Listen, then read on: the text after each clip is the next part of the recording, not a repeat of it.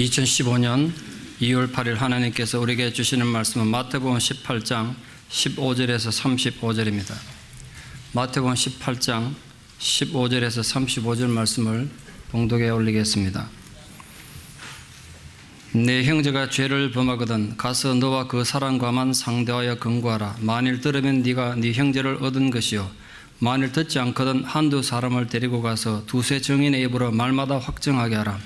만일 그들의 말도 듣지 않거든 교회의 말하고 교회의 말도 듣지 않거든 이방인과 세리와 같이 여기라. 진실로 너희에게 이르노니 무엇이든지 너희가 땅에서 매면 하늘에서도 매일 것이요, 무엇이든지 땅에서 풀면 하늘에서도 풀리리라.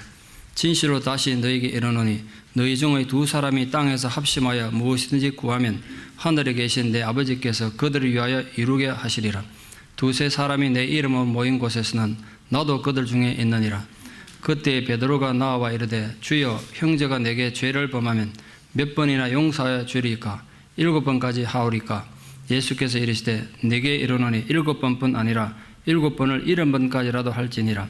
그러므로 천국은 그 종들과 결선하려 하던 어떤 임금과 같으니 결선할 때에 10,000달란트 빚진 자 하나를 데려오며 갚을 것이 없는지라. 주인이 명하여 그 몸과 아내와 자식들과 모든 소유를 다 팔아 갚게 하라니 그 종이 엎드려 절하며 이르되 내게 참으소서 다 갚으리이다 하거늘 그 종의 주인이 불쌍히 여겨 놓아 보내며 그 빚을 탕감하여 주었더니 그 종이 나가서 자기에게 100데나리온 빚진 동료 한 사람을 만나 붙들어 목을 잡고 이르되 빚을 갚으라 하며 그 동료가 엎드려 간구하여 이르되 나에게 참아 주소서 갚으리이다 하니 허락하지 아니하고 이에 가서 그 빚을 갚도록 옥에 가두거늘 그 동료들이 그것을 보고 몹시 딱하게 여겨 주인에게 가서 그 일을 다 알리니 이에 주인이 그를 불러다가 말하되 악한 종아, 네가 빌기에 내가 네 빚을 전부 탕감하여 주었거늘 내가 너를 불쌍히 여긴 것 같이 너도 내 동료를 불쌍히 여김이 마땅하지 아니하냐고. 주인이 노하여 그 빚을 다 갚도록 그를 옥졸들에게 넘기니라. 너희가 각각 마음으로부터 형제를 용서하지 아니하면 나의 하늘 아버지께서도 너희에게 이와 같이 하시리라. 아멘. 여러분 생각에는 전 인류 역사에서 문화적으로 가장 인간들이 불행했던 시기를 들려면 언제라고 생각합니까?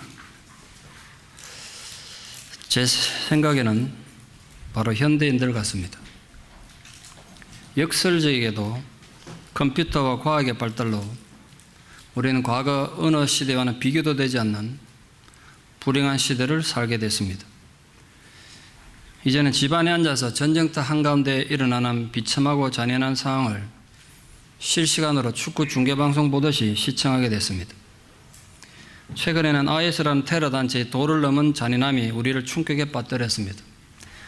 아랍의 형제들에게서 넓은 아랑을 배웠다며 아랍의 인권을 위해 보도하던 일본인 겐지는 결국 참수를 당하고 말았습니다.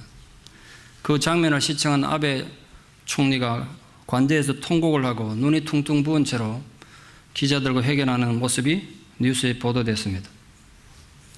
요르단 국민들이 자기 나라 젊은 조종사가 철창에 갇혀 산채로 불태워지는 장면을 보면서 받았을 충격을 한번 생각해 보십시오. 전쟁에서 사람이 죽었다는 것을 간접적으로 전해 듣는 것과 직접 보는 이 시대는 분명히 다를 거라 생각합니다. 그래서 지금은 과거 그 어느 때보다 불행한 상황입니다. 이제는 전쟁터에는 군인들만 아니라 안방에서도 전쟁터에서 벌어지는 일들을 겪게 됨으로써 인류는 그 어느 시대보다 불행한 시대를 살고 있습니다. 세상은 평화를 원하지만 테러의 위협과 전쟁의 소문만 점점점 더 늘어갑니다. 이 민족 간의 사무친 원한을 어떻게 해결할 수 있을까요? 우리가 살아가는 이 불안정한 시대에 진정 평화는 불가능한 것일까요? 해답은 예수 그리스도께서 가르쳐주신 용서에 힘이 있지 않는가, 그렇게밖에 생각할 수는 없습니다. 우린 지난주에 천국에서 진정 누가 큰 자인지에 대한 가르침을 주님을 통해 배웠습니다. 오늘 본문 역시 천국의 또 다른 중요한 가치관에 대한 가르침입니다. 천국에서도 인간관계는 계속되지 않겠습니까? 그 인간관계의 가장 중요한 핵심이 바로 용서입니다. 천국에서 큰 자, 다시 말해서 자신을 가장 낮추는 자와 용서는 뗄래야 뗄 수 없는 불가분의 관계였습니다. 왜냐하면 하늘나라에서 진정 큰 자임을 증명하는 최종적인 증거가 바로 이웃을 용서하는 힘이기 때문에 그렇습니다. 완벽하지 못한 인간들이 모인 공동체에서 실족해 하는 일은 없을 수가 없다고 예수님 말씀하셨습니다. 그렇기 때문에 상처 주고 상처받기 쉬운 인간관계를 올바로 맺는다는 것 절대로 쉬운 일이 아닙니다. 여러분, 사람 사귀어서 관계를 바로 한다는 건 결코 쉬운 일이 아니에요. 그래서 주님은 오늘 본문에서 실수한 사람을 대하는 방법을 단계적으로 설명하고 있습니다. 첫째, 형제가 너에게 범죄했을 경우 그 범죄한 이웃에 대한 첫 번째 사랑의 단계는 피해자가 가해자를 찾아가서 단둘이 대화하는 것입니다. 우리에게 범죄한 형제를 사람들에게 다니며 욕하고 비판하기 전에 네가 먼저 찾아가서 둘이서 대화하는 것이 사랑이고 그게 실천하는 믿음이라는 겁니다. 그런데 여러분, 전 이 본문을 어릴 때부터 아직도 솔직히 제가 다 이해는 못합니다. 왜 가해자가 피해자를 찾아서 용서를 빌어라 그러면 이해되겠는데 피해 입은 내가 나를 괴롭힌 사람 찾아가야 합니까? 이해되십니까? 저는 이해가 쉽지 않습니다. 지금. 왜 피해 입은 내가 찾아가야 됩니까? 예수님 분명히 피해 입은 네가 찾아가라고 하셨어요. 왜냐하면 사람은 자기마다 형편과 처지가 있으니까 전혀 의외의 오해가 있을 수 있으니까 오해부터 풀어라는 거예요, 둘이서. 피해자가 가해자를 찾아가는 건 절대로 쉬운 일이 아니죠. 그러나 생각해 보면 얻은 교훈이 하나 있습니다. 피해자가 만약 가해자를 찾아가지 않고 혼자서 오해만 해가 있으면 상대방을 계속 미워하게 되고 그럼 또 다른 마음의 죄를 자꾸 짓게 됩니다. 또 다른 범죄를 자꾸 저지른 악순환의 고리를 끊기 위해서는 형제를 미워하지 말고 네가 찾아가서 둘이서 대화를 하라는 겁니다. 이때 피해자의 태도는 자기 분노를 푸는 일방적인 지적이어서는 안 된다는 거예요. 가서 욕하러 가면 안 된다는 거예요. 범죄한 형제를 찾아가서 권고하는 1차적인 목적은 그 범죄한 사람을 징계하는 게 아니라 욕하는 게 아니라 형제를 얻기 위해서라고 그랬습니다. 형제를 얻는 데 목적이 있다. 그 가해자가 자신의 잘못을 스스로 깨닫고 회개하고 아름다운 열매를 맺을 수 있도록 피해 입은 네가 가서 최대한 자비를 베풀라는 겁니다. 그러나 일반적으로 우리는 내게 상처 준 사람 먼저 찾아가야 하는 이 번거로움을 싫어하지 않습니다. 상처 입은 것만 억울한데 내가 왜 그런 수고해야 됩니까? 잘못한 그 인간이 먼저 찾아서 사과해야지. 안 그렇습니까? 그래서 우리는 아주 쉬운 길을 택합니다. 그 사람 찾아가서 이야기하는 것이 아니라 남들에게 가가지고 욕이나 하고 비판하는 것으로 자기 분풀이를 하고 맙니다. 또 다른 심각한 문제가 있습니다. 실제 우리 삶에서 정말 이게 가능한 일일까요? 제가 설교를 준비하다가 주변 한번 둘러봤습니다. 제 지나온 60여 년생을 다 돌아봤다고요. 피해자가 가해자를 찾아가가지고 타일러서 이렇게 관계가 회복된 경우가 과연 있었는가? 이런 일이 과연 있을 수 있습니까? 제가 이렇게 생각이 미쳤습니다. 만약 피해자가 가해자를 찾아가가지고 타일러서 깨달을 수 있을 만큼 양심을 가졌다면 가해자가 먼저 피해자 찾아서 용서를 빌어야 되는 거 아닐까요?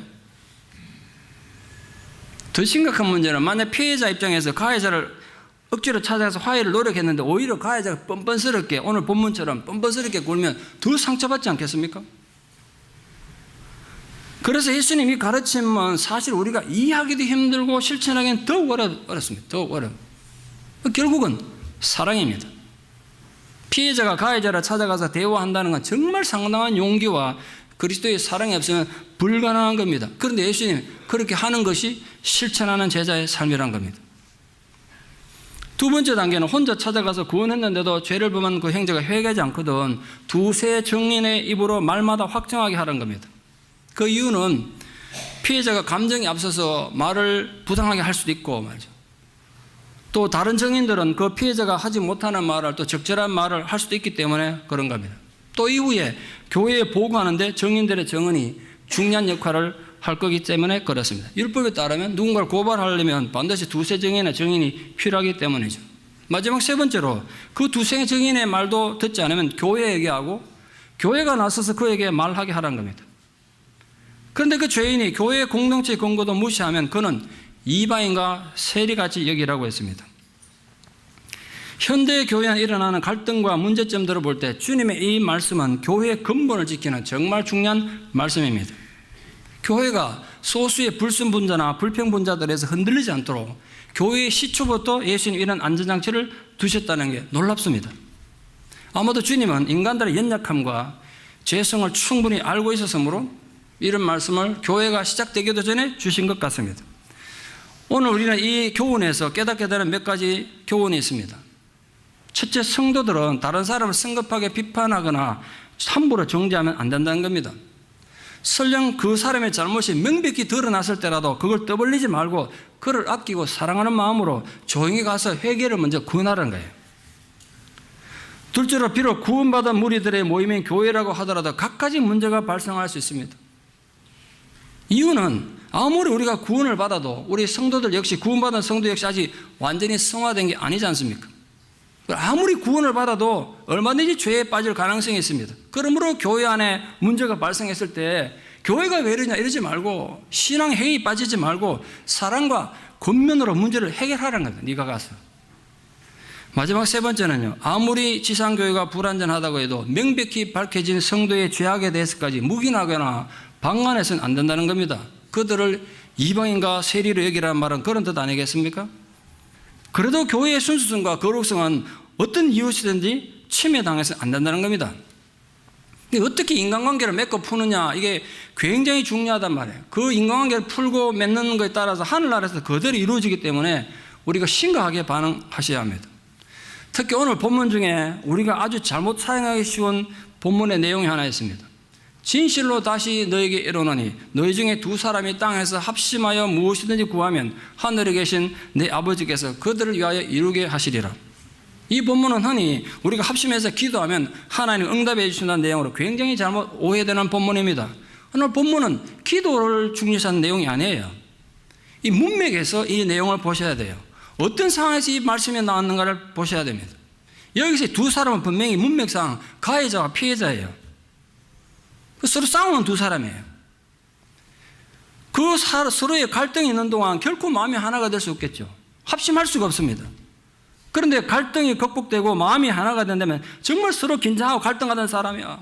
원수 같은 두 사람이 하나님 앞에 서로 사랑과 믿음으로 그 원수 같은 마음을 내려놓고 합심하면 하늘에 계신 아버지께서 그걸 너무나 귀하게 여기셔서 그들이 구하는 기도 다 들어주시겠다는 거예요. 그만큼 인간 사이의 갈등을 해결하고 분쟁을 해결하는 일이 귀하고 중요한 거란 거예요. 귀하고 중요한 거라. 참 어렵습니다. 제가 지금 목회를 한 수십 년 해오고 있는데 시험에 든 사람 찾아가서 매일 위로하고 달려가지고 시험에서 회복되는 경우는 거의 못 봤습니다. 그거 참 힘들더군 해보니까. 무릎 꿇고 빌어도 안 되더라고요. 목사님들 완전하냐. 저도 실수하잖아. 내가 실수 인정하고.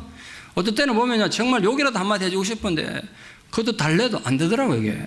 왜 그런지 모르겠습니다, 사람 마음이. 쉽지 않다고, 이게. 그러니까 그런 상황에서 두 사람 마음이 풀려가지고 하나가 되는 건 하나님이 너무 귀하게 여기셔서 그런 사람들 기도는 하나님 무조건 들어주시겠대요.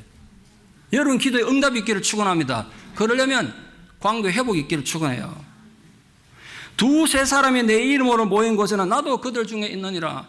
이 본문도 자칫하면 자신들의 모임에 주님이 함께 하신다는 영적인 우울감을 이해하게 됩니다. 그러나 본문에 따르면요, 이 두세 사람이라는 건 가해자, 피해자, 또 거기 정인 모두가 갈등이 해소된 은혜의 자리에, 그 은혜의 자리에 주님이 함께 한다는 뜻이에요. 문맥이 그래 돼 있잖아요. 이걸 따로 딱 떼가지고 뭐 기도 우리 먹는 사람들이 우리 먹는 그런 본문이 아니란 말이에요. 우리는 경험을 통해서 익히 알고 있습니다만 인간들의 불완전함 때문에 교회 공동체에 얼마든지 문제와 갈등이 있을 수밖에 없습니다. 그래서 불완전한 인간 공동체에 가장 필요한 게 바로 용서란 거예요. 결국 우리 믿음이 가짜가 아니라 주님이 인정하시는 진짜 믿음인 것을 결정하는 마지막 증거는 용서할 수 있는 힘을 가졌느냐입니다. 용서는 신앙을 증명하는 마지막 증거입니다. 그게 오늘 설교 제목입니다. 신앙을 증명하는 마지막 증거. 그게 용서란 거예요. 그런데 불행하게도 용서가 얼마나 힘듭니까? 여러분 누군가 용서하기 쉽습니까? 무지무지 어렵지 않습니까? 우리가 신앙생활 하면서 가장 하기 힘든 게 용서 아닙니까? 다른 종교적인 행위는 얼마든지 열심히 할 수 있고 흉내 낼 수도 있습니다. 그러나 용서는 결코 흉내로 되는 게 아니지 않습니까? 그런 상황에서 베드로가 왜 갑자기 주님 내가 형제를 몇 번 용서하면 되겠습니까? 라고 질문했습니까? 왜 이런 질문했습니까? 오늘 이 본문이 어디서 시작됐는지를 기억하십시오. 오늘 이 본문은 천국에서 누가 크냐는 제자들의 다툼과 허영심에서 시작되었습니다. 그러니까 예수님은 천국에서 큰 자는 어린 아이와 같이 마음이 순수할 뿐 아니라 범죄한 형제에게까지 보복하는 게 아니라 용서하는 자가 큰 자다. 이걸 지금 말씀하신 거예요. 근데 베드로가 이걸 간파한 겁니다. 그래서 당시 랍비들의 가르침이었던 3번의 용서를 뛰어넘어서 7번 용서를 제한함으로써 예수님께 자신의 관대함을 인정받고자 했던 거예요.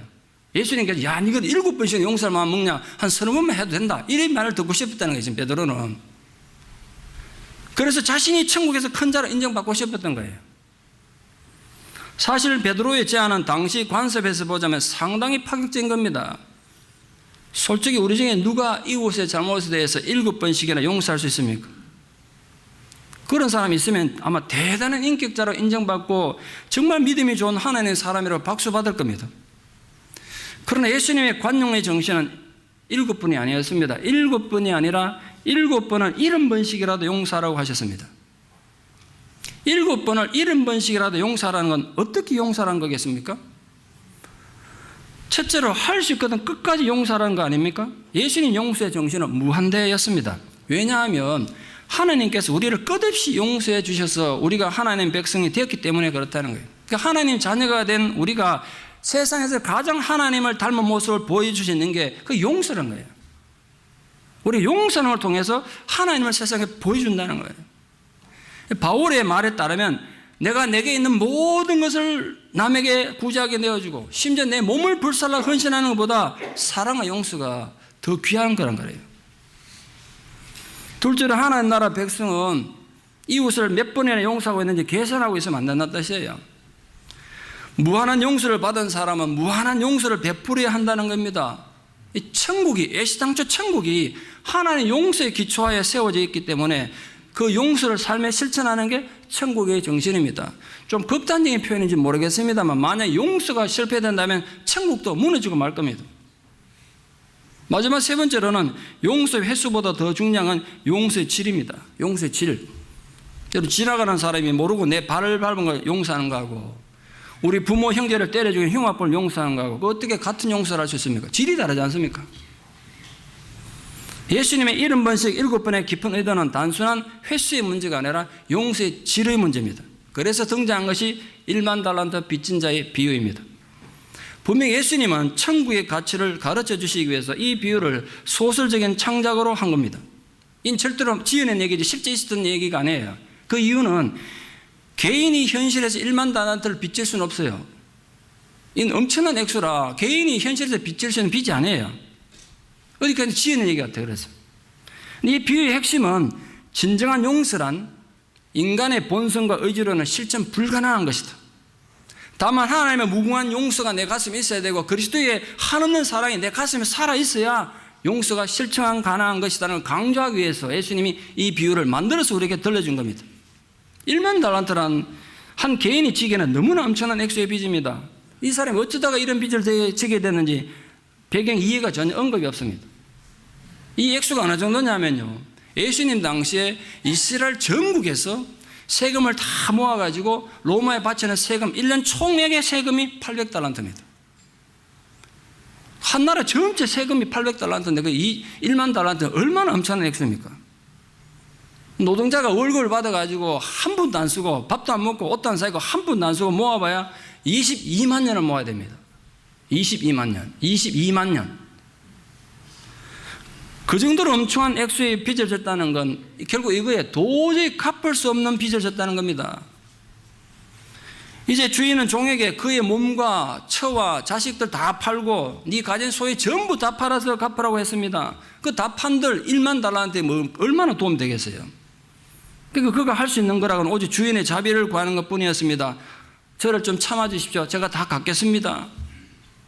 참아주고 시간 준다고 갚을 수 있는 거냐고요. 그 어디까지나 시간 벌려는 변명에 지나지 않죠. 그런데 주인은 엄청난 혜택을 베풀어서 그 종을 풀어주었을 뿐 아니라 그가 진 빚 전부를 면제해 주었습니다. 이 의미는 인간이 하나님께 진 빚이 이런 거란 거예요. 도저히 갚을 수 없는 엄청난 빚을 하나님께 졌다는 거예요. 우리가 그런 존재란 거예요. 놀랍게도 하나님은 우리가 도저히 해결할 수 없는 이 엄청난 빚, 이 곧 죄란 말이에요. 이 빚이라는 단어와 죄라는 단어가 헬라어는 똑같이 써요. 그걸 아무 조건 없이 다 면제해 주신 것입니다. 그걸 성경적 용어로 은혜라고 합니다. 그런데 이 놀라운 은혜를 입은 그가 나가서 100데나리온 빚진 자기 친구 하나를 만나서 멱살을 잡고 빚 갚으라고 소리쳤습니다. 친구가 말합니다. 조금만 시간 주면 내가 다 갚겠다고. 100데나리온이라는 빚은 개인의 일상에서 쉽게 질 수 있는 빚입니다. 그 말은 무슨 말인가 하니 인간이 인간에게 짓는 죄예요. 그 인간은 살면서 100데나리온 정도의 실수는 서로에게 늘 한다는 거예요. 늘. 누구에게나 질 수 있다는 거예요. 그 조금만 노력하면 갚을 수 있는 빚입니다. 인간이 인간에게 지는 빚, 인간끼리 실수를 의미합니다. 그러나 그는 친구의 간청을 무시하고 감옥에 보내버렸습니다. 왜 그랬을까요? 이유는 단순합니다. 주인이 자신의 엄청난 빚을 탕감해준 감격이 그에게 없었기 때문입니다. 그에게 주어진 은혜가 너무나 빨리, 너무나 완벽하게 고갈된 것입니다. 은혜가 내 안에 없으면 우리는 어떤 상황에서도 이웃을 용서할 수 없습니다. 그러면 더욱 미움과 원망이 자리 잡게 되고, 그러면 내 마음은 점점 황폐해지고 점점점 은혜로부터 멀어지는 악순환을 겪게 됩니다. 여러분 잘 들으십시오. 설교자의 목사님 저도 마찬가지입니다. 목사도 누군가 미워할 수 있어요. 누군가 내게 빚을 져요. 그건 밉죠. 근데 그 미움이 내 안에 빨리 해결 안 되면요, 그 미움이 또 다른 미움 나와가지고 마음이 점점 황폐해져요. 여러분 마음이 마찬가지입니다. 빨리 해결하셔야 돼요. 그거. 여러분의 행복을 위해서, 여러분의 영성을 위해서, 여러분의 영적 건강을 위해서 빨리 해결하지 않으면 여러분 마음이 완전히 황무지가 될 겁니다. 결국 내 손해예요. 이 사람이 그래 된 겁니다. 그 광경을 보고 있던 다른 동료들이 너무 민망했습니다. 그래서 주인에게 자초지종을 다 보고합니다. 그 다음 주인의 반응이 너무 무섭습니다. 그렇게 자비롭고 통 크게 1만 달란트의 빚을 탕감해 주었던 사랑의 주인이 무서운 심판자로 돌변합니다. 당장 그 잔인한 종을 체포하라고 명령합니다. 그리고 무서운 재판이 열립니다. 판결은 참혹했습니다. 탕감해 준 모든 빚이 되살아났습니다. 주인이 엄중히 그를 꾸짖었습니다.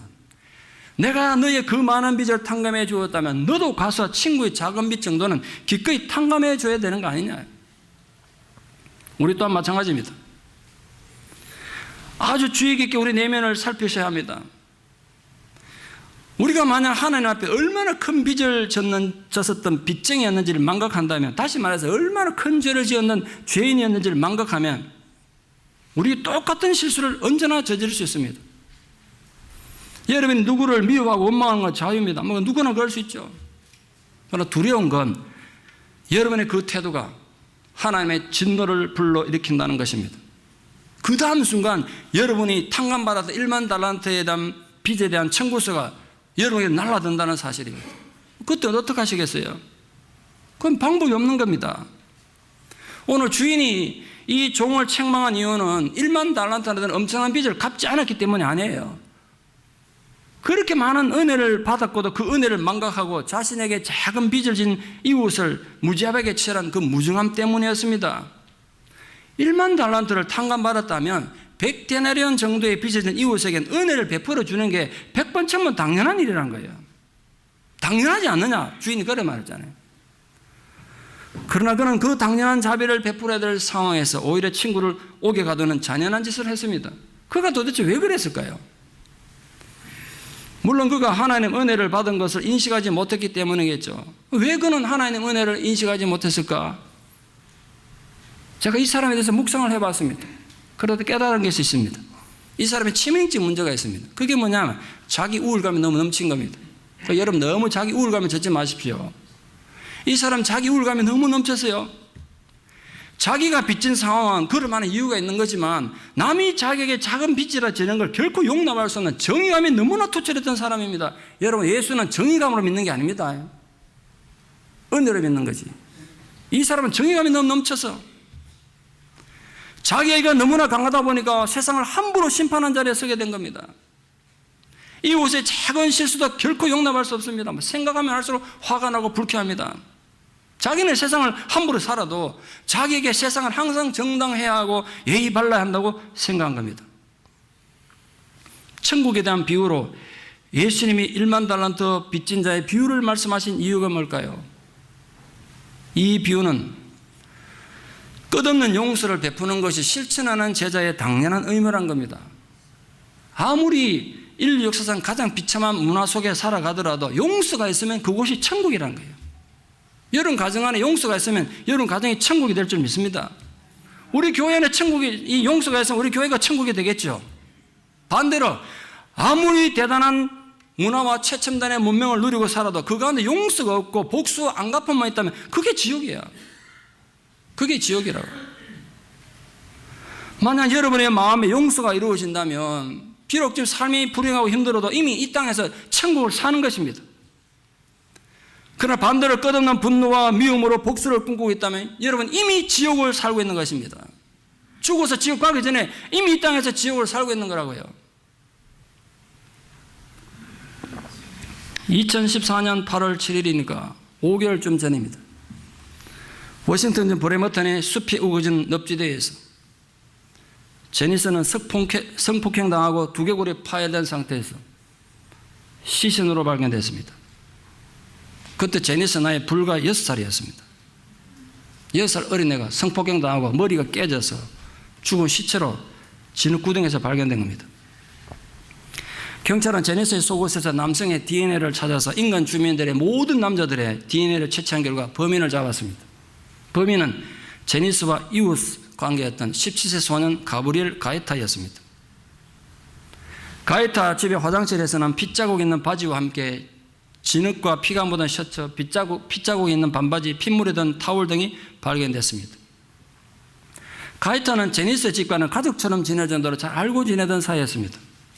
시민들이 분노하고 온 도시가 발칵 뒤집혔습니다. 6살 어린 소녀가 성폭행 당했다는 것도 충격이겠습니다만 어린 소녀가 얼마나 맞았는지 두개골이 다 깨져서 죽었다는 사실 너무 분노했습니다. 여러분이 그 소녀의 아버지라면 그 소식 듣고 그 죽은 자녀의 딸의 시신을 봤을 때 마음이 어떻겠습니까? 여러분이라면 그 잔인한 살인범에게 피가 솟구치는 분노와 적개심을 당연히 느끼지 않겠습니까? 그런데 놀랍게도 제니스의 아버지 제임스 라이트 씨는 지역 신문과 인터뷰에서 자신의 딸을 살해한 용의자 가브리엘 가에타를 하나님 은혜로 용서한다고 했습니다.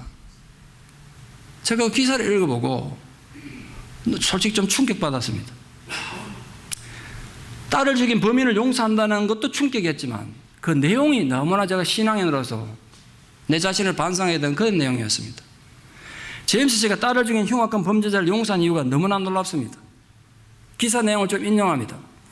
가에타는 죄의 유혹을 받았고 하나님이 주신 자유의지로 잘못된 선택을 했습니다. 그러나 나는 이미 그를 용서했습니다. 그를 용서하지 않으면서 어떻게 내가 하나님 은혜 가운데 있겠습니까? 그를 용서하지 않으면서 내가 어떻게 하나님 은혜 가운데 있겠습니까? 라고 말했습니다. 그는 계속해서 말하기를 억울하게 죽은 내 딸을 위한 정의를 원합니다.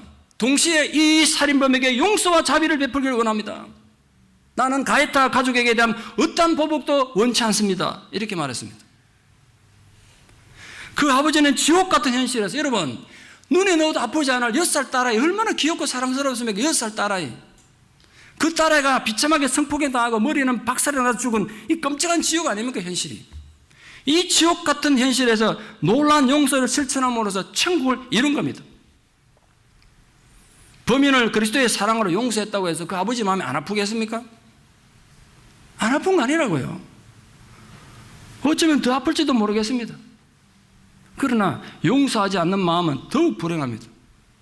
그 아버지는 그것을 알았던 겁니다. 그 용기와 실천적인 신앙의 선택에 고개를 숙이지 않을 수 없습니다. 우리 같은 신앙인으로서. 여러분이 누군가에게 상처 입고 피해를 입었다면 본능적으로 안갚음하고 싶고 복수하고 싶을 것입니다. 이해합니다. 제 그 마음. 그러나 우리가 그리스도의 제자로서 복수에 부디 초점을 두지 말고 어떻게 하면 내가 용서할 수 있을 것인가에 초점을 두고 살았으면 좋겠습니다. 용서가 결코 쉬운 일이 아니지 않습니까? 아마도 용서하기 위해서는 정말 용기가 필요하고 희생이 필요하고 헌신이 필요합니다. 어쩌면 내가 한번 죽는 아픔을 겪지 않고서는 용서 힘들지 모릅니다. 실천하는 제자가 된다는 것은 그럼에도 불구하고 용서하는 삶을 살겠다는 결단입니다. 우리가 평소에 얼마나 자꾸도 사사 문제 때문에 시험에 들고 상처를 주고받습니까? 생각해 보십시오. 이제 겨우 6살 난 딸아이를 성폭행하고 두개골이 부서지도록 때려서 죽인 범인 용서한 아버지는 다른 별에서 온 사람입니까? 그 사람이 믿는 하나님은 우리가 믿는 하나님과 다른 분입니까? 아마도 웬만한 사람 같으면 그 법인을 사형에 처하라고 시위를 벌이지 않겠습니까? 얼마 전에 제가 뉴스를 봤더니 한국에서 아들을 죽인 범인이 종신형을 선고받았어요. 종신형도 사실 이거 죄가 이 벌을 크게 받은 건데 어머니가 범인에게 사형을 선고하지 않았다고 나와가지고 바로 항의하는 걸 TV에 봤습니다. 사법 정의가 죽었다는 거예요. 왜 저런 인간의 사형을 언도하지 않고 종신형이 뭐냐 이거야. 지 자식이면 판사가 지 자식이라도 사형을 언도하지 않고 종신형을 줬겠냐 이러고 막 욕을 하더라고요. 거기 뉴스에 그대로 나옵니다. 그렇다고 여러분 그 어머니를 누가 비난할 수 있습니까? 그 어머니가 지나치다가 누가 감히 말할 수 있습니까? 자식 키우는 마음 똑같지 않겠어요? 그러나 여기 이 아버지를 보십시오. 그가 어린 딸을 성폭행하고 때려서 죽인 범인을 용서하는 이유가 뭐라고 했습니까? 그를 용서하지 않으면서 어떻게 내가 하나님 은혜 가운데 있겠습니까? 그의 위대한 신앙 고백을 제가 단지 상품화하고 싶은 마음은 절대로 없습니다. 그러나 그 아버지의 마음이 바로 원수를 70번씩 7번이라도 용서하는 제자도의 실천이라는 사실은 부정할 수가 없지 않습니까? 제가 가슴 아팠던 건 그 아버지 이 말 때문입니다. 나는 내 딸을 위한 정의를 원합니다. 동시에 이 살인범에게도 용서와 자비를 베풀기를 원합니다. 잔인하게 죽은 어린 딸을 위한 정의가 뭘까요? 그 아버지의 엉은해진 마음을 어떻게 하면 풀 수가 있겠습니까? 범인을 똑같은 방법으로 때려 죽인다고 그 엉은이 풀리겠습니까? 동시에 이 살인범에게 용서와 자비를 베풀기 원합니다. 그게 그 아버지의 엉은이 푸는 방법이었다고요. 아무나 할 수 있는 고백은 아니라 생각합니다. 그 아버지 마음이 제게 너무나 아프게 다가왔습니다. 무자비한 종의 비유는 내용이 중요한 것이 아닙니다. 그 마지막 결론이 너무나 중요합니다. 사실은 예수님께서 이 한마디를 베드로와 제자들에게 그리고 오늘 우리에게 하시기 위해서 현실에서는 질 수 없는 엄청난 빚을 진 사람의 예를 소설적으로 창작하신 것입니다. 예수님 결론이 무엇입니까? 예수님이 이렇게 말씀하셨습니다. 너희가 각각 마음으로부터 형제를 용서하지 않으면 나의 하늘 아버지께서도 너희에게 이와 같이 하시리라. 예수님 가르침은 인간은 어차피 불완전한 존재이니까 서로 항상 마음에 우러나온 진실된 용서를 해야 한다는 거예요. 그렇지 않으면 하나님의 엄격한 심판이 우리에게 임할 것이라는 것입니다. 그러므로 결론은 분명합니다. 다른 사람이 나에게 아픔을 줬고 배신을 했고 심각하게 내 삶을 허물어 때려버렸습니다. 그럴 때 우리는 어떻게 합니까? 내 자신이, 만약 여러분 자신이 하나님께 완벽하다면, 그래서 여러분이 결코 하나님께 용서받을 일이 없다면 그들을 정죄하십시오. 복수하십시오. 그러나 만약 여러분이 하나님 최후 법정 앞에서 결코 떳떳하지 못한다면 생각 잘 하셔야 됩니다. 그러므로 우리 모두 실천하는 제자가 되기 위해서 깊이 명심하며 삶의 현장으로 돌아갑시다. 누군가가 여러분에게 상처를 주었고 여러분을 배신했고 끔찍하게 고통을 주었을 때 어떻게 하면 내가 이 인간에게 복수할 것인가, 어떻게 하면 속시원히 안 갚음할 것인가를 생각하기 전에 어떻게 하면 내가 이 잔인한 인간을 용서할 것인가를 생각해 주십시오. 어떻게 하면 내가 이 고통의 소용돌이에서 벗어나서 평화를 유지할 것인가, 어떻게 하면 이 지옥 같은 내 마음의 고통에서 천국의 평화를 누릴 것인가, 그 방법 무엇인가를 생각하십시오. 그 애틋한 마음에 하나님이 도와주실 것입니다. 성령께서 여러분에게 힘을 주실 것입니다. 왜 다른 사람을 용서해야 합니까? 우리가 하나님으로부터 엄청난 죄를 용서받은 죄인이기 때문에 그렇습니다. 사실 우리 모두 오늘 예수님 비유에 등장하는 1만 달란트 빚진 종과 같습니다. 우리는 결코 해결할 수도 갚을 수도 없는 엄청난 죄의 짐을 하나님께 탕감받은 자들 아니겠습니까? 그러니 우리에게는 아무런 공로가 없습니다. 교회에서든 가정에서든 자꾸 공로를 내세우지 않도록 주의하십시오. 그저 하나님 사랑으로 용서받은 거 외에 우리가 내세울 게 뭡니까? 여러분 중에 누가 나는 죄가 없다, 나는 떳떳하다라고 주장할 수 있습니까? 저는 자신 없습니다. 저도 하나님 앞에 서면 끔찍한 죄인입니다. 사실은 숨 쉬는 것도 죄성할 정도로 냄새나는 죄인입니다. 저는 그 의식을 잊지 않고 삽니다. 내가 하나님 앞에 얼마나 끔찍한 죄인인지 깨닫는 그 깨달음 속에서 목회할 수 있는 은혜를 제가 발견합니다. 여러분은 어떻습니까? 우리가 하나님께 용서받은 것을 생각하면 세상에 대해서 화가 나고 배신감을 느끼다가도 감사한 마음이 물밀듯 밀려오지 않습니까? 이건 제 신앙 간증입니다. 저도 막 배신감을 느끼고 화가 나다가도 내가 하나님께 용서받은 걸 생각하면 감사가 물밀듯 밀려와요. 실제로 내가 이웃을 용서하지 않을 수 없는 이유는 내가 하나님께 받은 용서의 감격이 너무나 크기 때문입니다. 그 감격의 마음이 있으면 누군들 용서 못하겠습니까? 우리들이 신앙생활하면서 궁극적으로 추구해야 될 신앙의 목표가 무엇입니까? 여러 가지 목적이 있고 방법이 있겠습니다만 한마디로 요약하면 예수님 닮아가는 거 아닙니까? 예수님처럼 사는 것. 우리가 예수님을 닮을 수 있는 최고의 자세가 바로 이웃을 용서하는 것입니다. 용서하기를 힘쓰는 자만이 진정 주님의 실천하는 제자가 되고 그로 인해 주님을 닮아가는 것입니다. 사랑하는 성도님 여러분, 부디 우리 모두 70번씩 7번이라도 기꺼이 이웃을 용서함으로써 이 땅에서 이미 천국을 사는 실천하는 제자들 다 되시기를 진심으로 축원합니다. 기도드리겠습니다. 존귀하신 아버지 하나님, 은혜와 사랑을 진실로 감사드립니다. 정말 말로 다 할 수 없는 끔찍한 죄인이었음에도 불구하고 하나님 아버지의 무궁한 사랑으로 말미암아 추악한 죄들이 엄청난 빚을 탕감받는 사죄의 은혜를 입었습니다.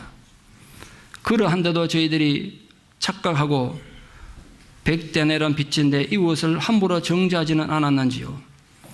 우리들이 예수님의 제자라고는 하면서 너무나 옹졸하여 사소한 말다툼 때문에 이웃을 정죄하고 비판하지는 않았는지요. 주님, 우리 마음을 돌이켜서 비록 내가 피해를 입었고 억울하더라도 주님의 평화의 이름으로 먼저 찾아가서 화해의 손을 내밀 수 있는 자들이 되게 도와주시옵소서. 그러므로 진실로 오늘 주님 가르쳐 주신 것처럼 우리가 돌이켜서 70번씩 7번이라도 내 이웃을 용서할 수 있는 주님의 실천하는 제자가 되어 이 불완전하고 분노와 절망과 전쟁의 소문이 점점 더해져가는 지옥 같은 현실 속에서 천국을 이미 사는 천국의 백성들 다 될 수 있도록 은혜를 더하여 주시옵소서. 예수님 이름으로 기도드리옵나이다. 아멘.